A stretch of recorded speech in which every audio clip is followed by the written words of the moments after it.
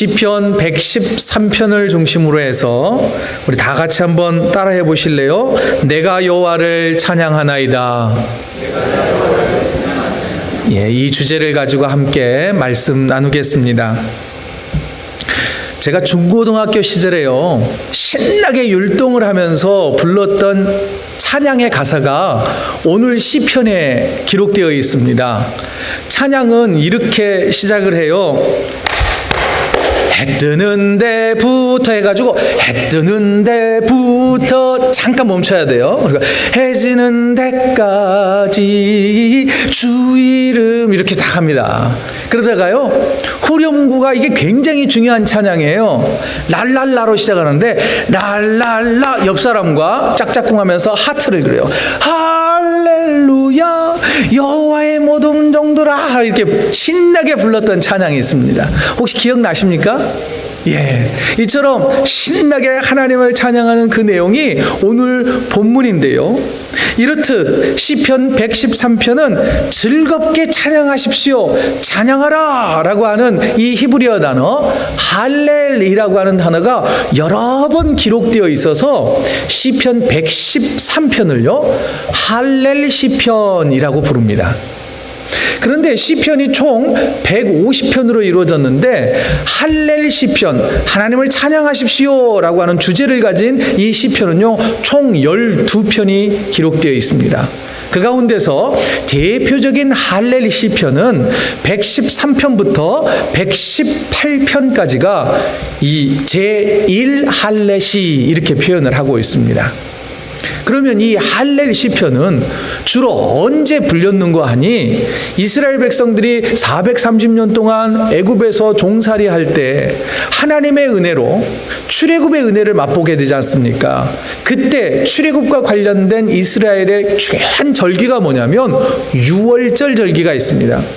이 유월절 절기 때 하나님께서 우리를 구원해 주시고 애굽의 속박으로부터 자유하게 하셨다고 하는 이 사실을, 그 자유를 누가 주셨느냐? 하나님이 주셨기 때문에 자유를 주신 하나님의 이름을 찬양합니다 라고 하면서 불렀던 시가 바로 이 시편 113편 할렐 시였습니다. 이처럼 유월절에 하나님의 도우심을 기쁨으로 찬양했던 이 시편을요 예수님께서도 유월절 절기 때 이 할렐 시편을 이용하여서 찬송을 부르셨는데 마태복음 26장 30절에는 이렇게 기록되어 있습니다. 이에 그들이 찬미하고 감람산으로 나아가니라. 여기에서 찬미했다, 찬송 불렀다라고 했을 때 그 찬송은 바로 시편 113편을 이용한 것으로 보여집니다.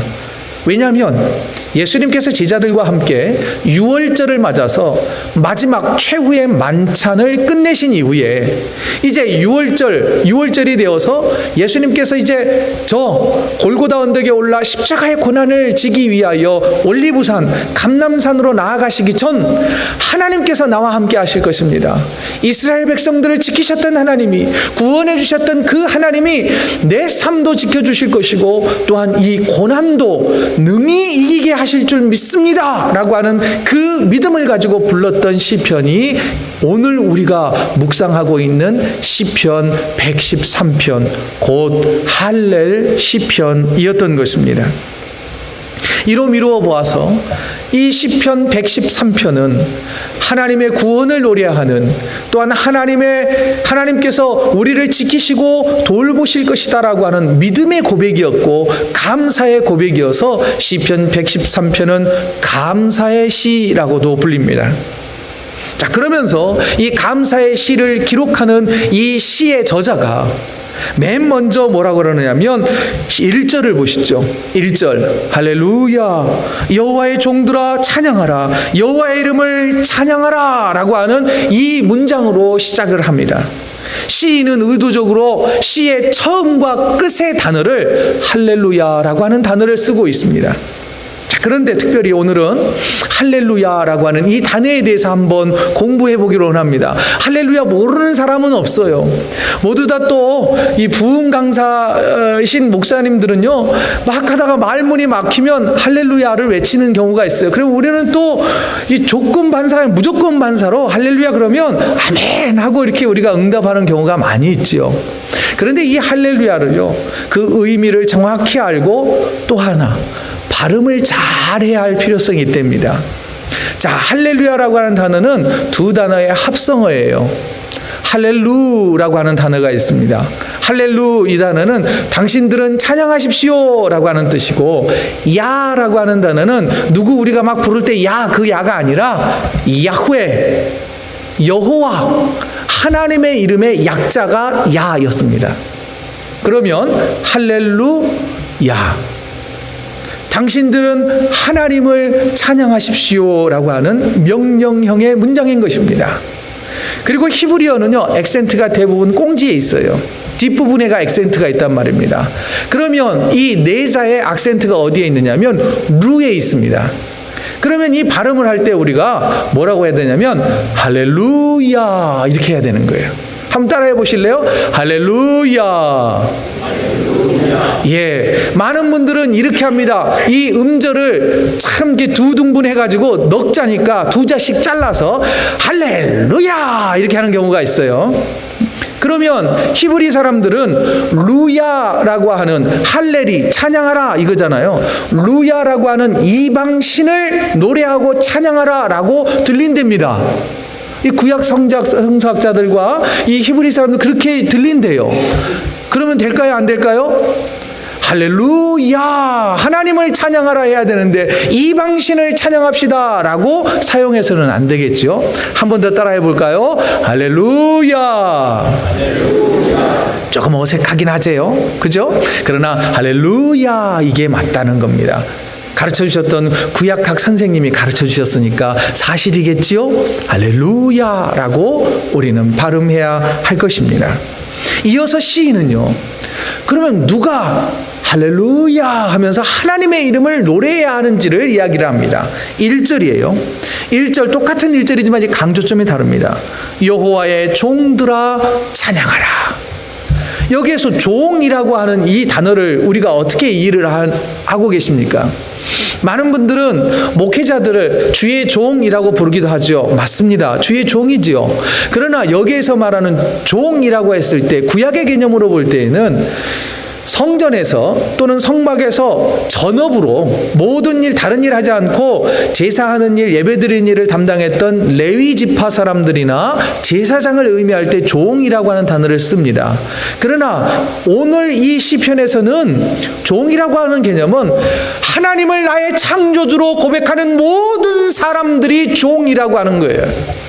그러면 이 세상 모든 사람들, 하나님을 창조주로 나의 구주로 믿는 사람들은 모두 다 누구를 찬양해야 한다고요?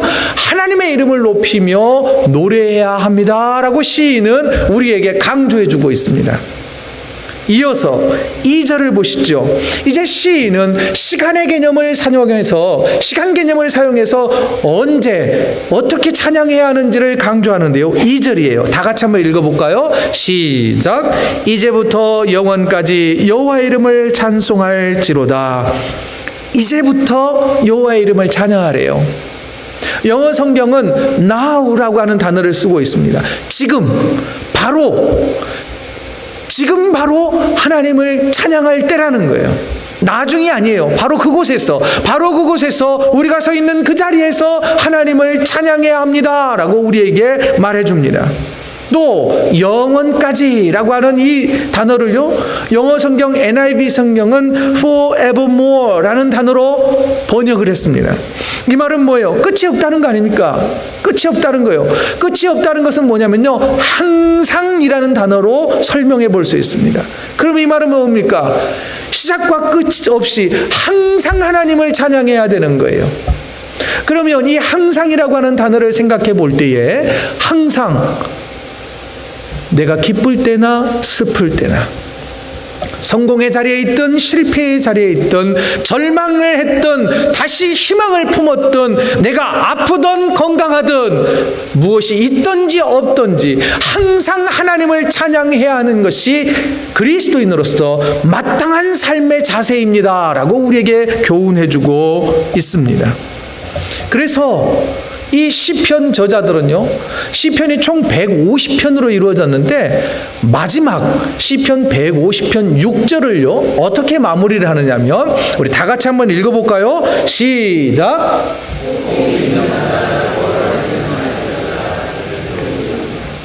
예, 호흡이 있는 자마다 여호와를 찬양하래요. 목숨 붙어 있는 사람은 모두 다 하나님을 찬양해야 된다는 거예요. 왜 그럴까요? 그 목숨 하나님이 주셨고 그 우리의 생명의 주관자가 하나님이시기에 하나님을 마땅히 찬양해야 한다는 것입니다. 그리고 시편이 150편, 이 광대한 이 양을 가지고 있는데요, 시편 1편 1절은 이렇게 시작합니다. 복 있는 사람은 이라고 시작을 해요. 여기에서 복 있는 사람을 이렇게 바꿔볼 수 있습니다. 행복한 사람은.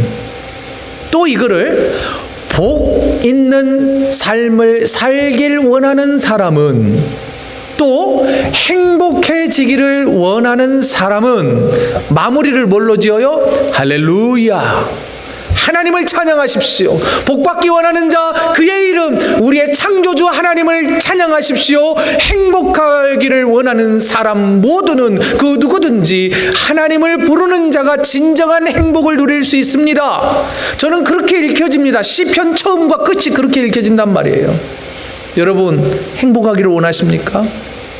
복을 원하십니까? 주의 이름을 높여 찬양하십시오. 그리고 이제 시인은요, 시간의 개념을 이용했다면 이제 공간의 개념을 이용해서 이 어떤 공간에 있는 사람들이 하나님을 찬양해야 하는지를 우리에게 가르쳐주고 있습니다. 3절, 해 돋는 데서부터 해 지는 데까지 여호와의 이름이 찬양을 받으시리로다. 해 뜨는 데부터 해 지는 데까지, 저 동쪽 끝에서 서쪽 끝까지, 땅 끝에서 땅 끝인 거예요. 거기에 살고 있는 모든 사람은, 땅을 딛고 살아가는 모든 사람들은 하나님을 찬양해야 합니다.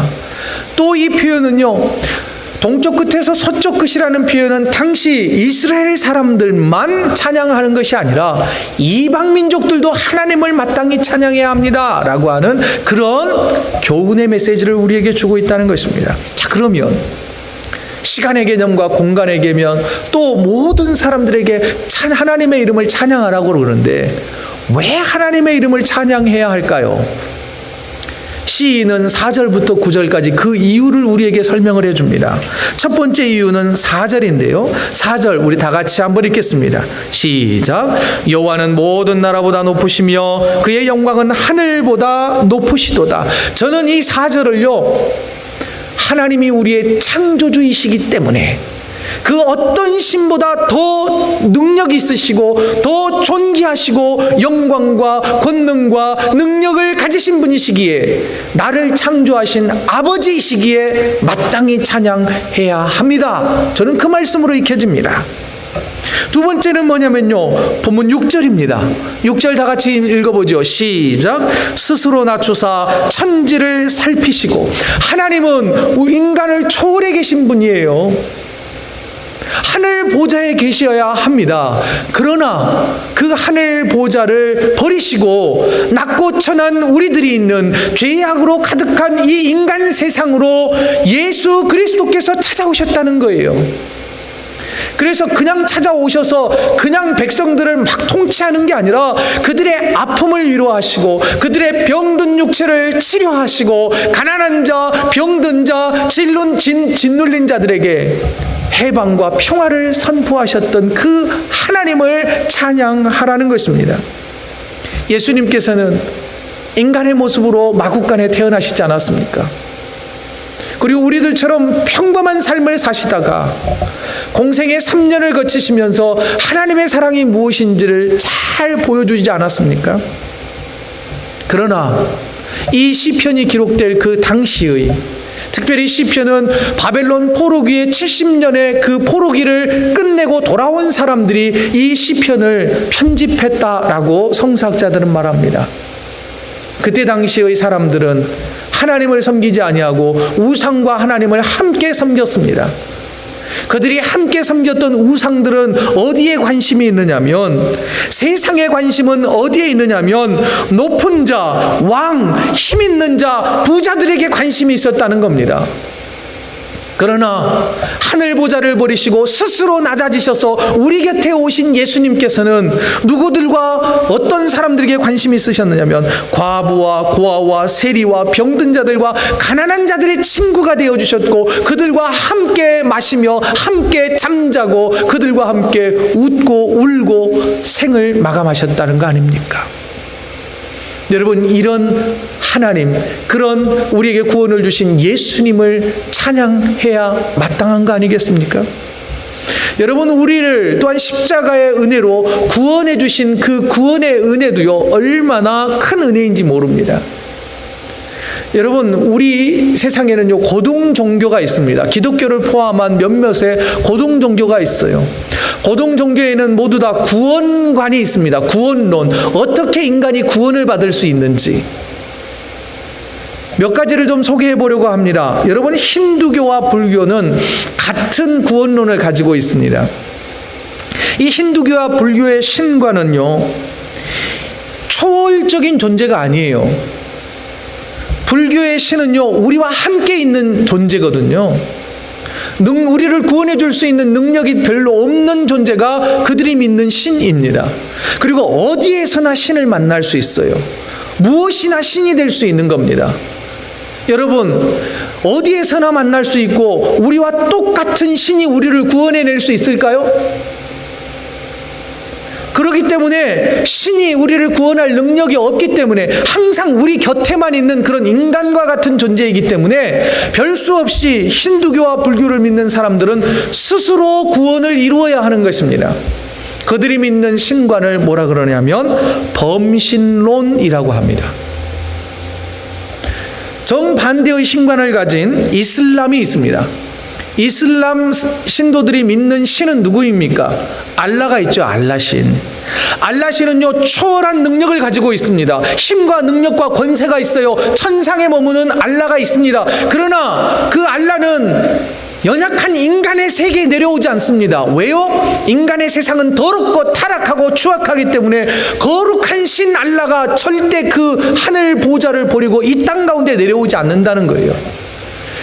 저 고귀한 그 자리에 머물러 있는 알라가 인간의 세계로 내려오지 않기 때문에 어떻게든 인간은 신의 영역에 이르러야만 구원에 이를 수 있는 것입니다. 그래서 이 이슬람 사람들은 숙명이라 받아들이고 신이 정해준 그 운명대로 살아가든지, 아니면 메카를 향하여서 순례하고 금식하며 자해하며 금욕의 삶을 살고 착한 일하면서 어떻게든 구원을 스스로 이루어야 하는, 자력 구원을 해야 하는 그런 종교가 이슬람이라고 하는 것입니다. 이슬람의 신론은 뭐라 그러냐면, 그래서 다르다는 거예요. 인간의 세계와 다른 존재의 신이 존재한다는 이실론이라고 말합니다. 반면에 우리가 믿는 기독교의 구원론은 어떻습니까? 우리를 창조하신 전능하신 하나님이, 하늘 보좌에 계셨던 그 하나님이, 능력이 있는 하나님이, 우리를 능히 구원하실 수 있는 능력의 주님이 우리 가운데 오셔서 우리와 함께 거하시고 스스로 목숨을 버리셔서 십자가의 은혜로 우리에게 구원을 허락해 주셨다는 거 아닙니까? 이런 신이 세상에 어디 있냐는 거예요. 또한 십자가에 달려 죽으심으로 죄와 사망의 권세에서 자유함을 주셨고, 더 나아가 부활의 영광을 눈으로 똑똑히 보여주셨고, 하나님의 나라에 대한 소망을 주신 신이 어디 있냐는 거예요. 이런 하나님, 스스로 낮아져서 천지를 굽어 살피시고 우리의 삶을 굽어 살피시고 우리의 눈물을 하시고 우리의 고통을 하시며 우리의 기쁨을 알고 계시는 그 하나님, 그 하나님을 어찌 찬양하지 않을 수 있습니까? 라고 시인은 노래하고 있는 것입니다. 그뿐만 아니라 시인은 이 땅에 오신 하나님께서 연약한 자들을 돌보시고 일으키셨던 그 사실에 대하여 7절과 8절 이렇게 노래합니다. 가난한 자를 먼지더미에서 일으키시며 궁핍한 자를 거름더미에서 들어 세워 지도자들 곧 그의 백성의 지도자들과 함께 세우시며. 이 고백은 이스라엘 백성들이 430년 동안 광야 생활하면서 거름더미와 흙, 벽돌을 지어서 먼지구덩이에서 살던 그들을 하나님께서 구원해 주셨다고 하는 것을 은유적으로 표현한 내용입니다. 또 하나, 70년 동안 바벨론 포로 생활하던 그들을 다시 고향 땅으로 되돌아오게 하셔서 하나님을 예배하는 거룩한 백성으로 세워주셨다고 하는 것을 노래하고 있습니다. 또한 신약시대의 그 문화적 배경을 살펴보자면 예루살렘 성 밖에 사는 사람들은 아주 천대받는 사람들이었고 소외받는 사람들이었습니다. 병이 들거나 또는 가난한 자들은 성 안으로 들어올 수 없었습니다. 물론 성 밖에서 잘 사는 사람들도 있었습니다만은 보통 보면 성 밖에 사는 사람들은 나병 환자들과 혈루증 앓는 여인들은 성 안으로 들어올 수조차 없었습니다. 그런데 하나님께서, 예수님께서 성 밖에 억울하게 고통 가운데서 살던 나병 환자들을 치료해 주셨고, 또 혈루병 앓던 그 12년 동안 고통 가운데 있었던 그 여인이 예루살렘 성 안으로 들어왔을 때 그를 어루만지셔서 그의 아픔을, 병을 치료해 주셨던 그 예수님을 찬양하고 기뻐하고 경배하자라고 지금 시인은 노래하고 있는 것입니다. 마지막 구절은요, 이렇게 노래합니다.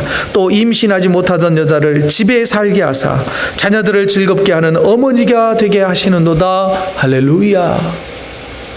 여러분, 임신하지 못했던 여인의 아픔 누가 겪었는지 여러분들 혹시 아십니까? 구약의 인물 가운데 한나라고 하는 사람이 있었죠. 사무엘의 어머니였습니다. 그는 아이를 낳지 못해서 너무 고통스러워했습니다. 한나만 그랬을까요? 믿음의 조상이라고 했던 아브라함과 사라도요, 아이를 낳지 못해서 괴로움 가운데 울부짖었습니다. 그뿐일까요? 여러분, 이삭과 리브가도 마찬가지였습니다. 요셉과 라헬도 자녀가 없어서 매우 괴로움 가운데서 하나님 앞에 울부짖으며 기도했습니다. 고대 시대에 있어서 특히 이 족장시대, 성경의 족장시대라고 보면 그때에는요, 아이를 못 낳는 것을 그저 생물학적인 문제로 이해하지 않았습니다. 아이가 없다는 것은 하나님께 저주받았다라고 생각했기 때문에 하나님 은혜를 베풀어 주시라고 그렇게 목 놓아 기도했던 것입니다. 또 우리가 과거 약 100년 전만 한국 역사를 뒤로 가보더라도 당시에 아이를 낳지 못하는 것은 수치로 여겨지지 않았습니까? 아이를 낳지 못하는 여자들은 또 쫓김을 당하는 일들도 있었습니다. 그런데 그런 어려움 가운데서 주께 부르짖었을 때에 아브라함에게는 이삭을, 이삭에게는 야곱을, 야곱에게는 요셉을, 엄마들로 해볼까요? 사라에게, 리브가에게, 라헬에게, 그리고 한나에게 아들을 허락해 주셨어. 집에서 쫓겨나지 않고 그 집안에서 함께 즐거워할 수 있는 기쁨을 주신 하나님을 찬양하자는 거예요. 그러면서 시인은 다시 한번 강조합니다. 이런 은혜를 베풀어 주신 여호와의 이름을 찬양하라, 이렇게 말합니다. 그러면 성경에 기록되어 있는 여호와의 이름들은요, 하나님을 지칭하는 이름이 수십 개가 됩니다. 창세기 1장 1절에 등장하는 엘로힘이라고 하는 그 이름부터 시작해서 수십 개의 이름이 등장을 하는데, 그 가운데서 여호와의 이름을 찬양하라 라고 성경에 기록하고 있으니 여호와 무엇이라고 하나님을 표현하는 하나님의 이름이 있습니다. 이미 2016년도에 저는 약 8가지의 하나님의 이름에 대해서 하나하나 묵상했었습니다. 그것들을 조금 더 축약해서 여러분들에게 전달해 보고자 합니다. 총 6가지의 하나님의 이름이 있습니다. 첫 번째, 따라하십시오. 여호와 이레. 여호와 이레는 하나님은 미리 준비하시는 분이십니다 라고 하는 고백입니다. 여러분, 여호와 이레는 아브라함과 이삭과 관련이 있습니다. 아브라함이 그의 아들 이삭을 번제로 바치기 위하여 모리아 산에 올라갔을 때에 하나님께서는 그의 믿음을 보시고 순양을 미리 준비하셔서 그에게 공급하시고 그의 아들을 죽이지 않게끔 축복해 주시는 하나님의 은혜. 그래서 여호와 이레의 하나님을 뭐라 그러냐면 섭리하시는 하나님이라고 그래요. 섭리라는 말은 미리 준비하시는 하나님이라는 말씀이지요. 여러분, 우리에게 필요한 것들 여호와 이레 되신 아버지 하나님께서 미리 준비해 주시는 은혜가 있기를 주의 이름으로 축원드립니다. 미리 준비하시는 하나님을 찬양하십시오. 또한 미리 준비하시는 하나님의 은혜가 임하도록 간구하십시오. 두 번째, 따라하십시오. 여호와 라파, 하나님은 치료자이십니다 라고 하는 말씀입니다. 이스라엘 백성들이 홍해바다를 건넌 3일 뒤에 물이 없어서 큰 문제를 만나게 됩니다. 죽을 듯한 목마름 가운데서 한 우물을 만났습니다. 그런데 우물에 물이 너무 써서 마시지 못했습니다. 그의 우물의 이름은 마라였습니다. 그때 모세는 하나님께서 지명하신 한 나무가지를 꺾어 그 쓴 물에 던졌더니 물이 달게 되어 먹게 되었다라고 성경은 기록하고 있습니다. 그때 쓴 물을 단물로 바꾸신 하나님께서 이렇게 말씀하셨습니다. 나는 치료하는 여호와라. 치료하시는 하나님의 은혜가 우리의 육신의 질병을 치료해 주시기를, 더 나아가 우리의 영적인 문제들, 영적인 질병을 치료해 주시기를 간구하고 찬양하는 저와 여러분이 되어야 할 것입니다. 세 번째입니다. 여호와 니시. 또 따라해야 합니다라고 말해야군요. 따라하십시오. 여호와 니시. 네, 하나님은 승리케 하시는 분이십니다. 원래의 의미는 여호와는 나의 깃발입니다, 이런 의미입니다. 이스라엘 백성들이 출애굽해서 첫 번째 전쟁을 치르는데 상대가 아말렉이었습니다. 그때는요, 이 전쟁에서는 전혀 승산이 없는 전쟁이었습니다. 그러나 전능하신 하나님께서 기도하는 자들의 은혜를 베풀어 주셨습니다. 그래서 이 아말렉과의 전쟁에서 기적과 같이 승리하게 해주셨는데 그 승리의 하나님을 찬양한 것입니다. 사랑하는 성도 여러분, 전쟁터와 같은 삶을 살아가시지 않습니까? 또한 영적 전쟁터에서 우리를 승리하게 하시는 하나님의 이름을 찬양하십시오. 네 번째, 여호와 샬롬입니다. 따라서 하십시오. 여호와 샬롬. 여호와 샬롬의 이 하나님이 선포되어질 때는요, 사사시대입니다. 사사시대는요, 영적으로 가장 타락했던 시대예요. 여러분, 영적인 타락이 있을 때 그때 우리의 평화가 있을까요? 영적인 평화가 없는데 어디에 우리의 삶에 평화가 있겠습니까? 행복이 있겠습니까? 그때 하나님께서 평화를 선포해 주십니다. 평화라고 하는 이 샬롬이라고 하는 것은요, 하나님과 나와의 평화입니다. 이웃과의 평화예요. 나 자신과의 평화를 회복시켜 주시는 하나님의 은혜가 선포되어지는 것입니다. 그러면서 여호와 샬롬의 하나님, 나의 삶에 평화가 이루어지게 하여 주옵소서라고 주의 이름을 부르십시오. 다섯 번째입니다. 여호와 로이. 예, 이제 이 정도가 되면 이제 따라 하시는 거죠. 마지막 여섯 번째까지 여호와 로이, 이 말은 여호와는 나의 목자이십니다 라고 하는 거예요. 이 말씀은요, 다윗과 연관이 있습니다.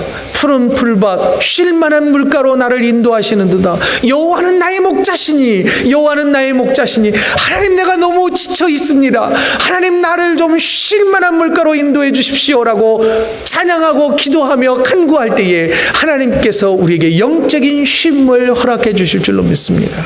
마지막, 따라하십시오. 여호와 삼마. 하나님은 어디든지 계시는 분이십니다. 이 말씀이 선포될 때는 에스겔 선지자가 선포를 했습니다. 에스겔의 시대는 어떤 시대이냐면 하나님을 믿지 아니하고 우상을 섬기다가 바벨론의 포로로 끌려갈 그 시대였습니다. 가면 하나님의 예배할 수 있는 성전이 없어요. 절망이에요. 포로 생활이 어디 기쁨의 생활이겠습니까? 그런데 에스겔 선지자는 이스라엘 백성들에게 말합니다. 여호와 삼마의 하나님을 기억하라. 거기에도 하나님이 계실 거야. 네가 눈물을 흘리는 거기에도 하나님이 계실 거고, 기뻐할 때도 하나님이 거기에 계시며, 고통 가운데서 허덕일 때도 하나님이 거기에 계실 거야. 그러니 포기하지 마, 절망하지 마라고 하는 하나님의 이름을 부르라는 것입니다. 여호와 삼마의 하나님이 저와 여러분의 하나님이신 줄로 믿습니다. 사랑하는 성도 여러분, 하나님의 이름을 소리 높여 찬양하십시오. 우리의 찬양을 받으신 하나님께서 미리 준비하실 것이고 채워주실 것이며 낫게 하실 것이고 승리하게 하실 것이고 우리를 쉬게 하실 것이며 더 나아가 어디든지 하나님이 계신 것을 깨닫게 하실 것입니다. 또한 오늘 시편 113편은 할렐루야라고 하는 이 단어로 시작을 합니다. 할렐루야로 시작한 하루가 할렐루야 주님을 찬양합니다라고 마무리할 수만 있다면 얼마나 좋을까요? 더 나아가 어디를 가든지 어떤 형편에 처하든지 나는 주의 이름을 의지하고 주의 이름을 찬양하겠노라고 결단하는 저와 여러분을 어찌 하나님이 돕지 않으시겠습니까? 이번 한 주간 동안 어떤 형편에서도 하나님의 이름을 찬양하겠습니다. 할렐루야, 할렐루야. 내 앞길 멀고 험해도 할렐루야, 주님만 찬양하리. 결단하며 나아가는 저와 여러분의 삶을 주께서 지키시고 보호하실 것을 믿고 나아가는 저와 여러분이 되시기를 주의 이름으로 축원드립니다.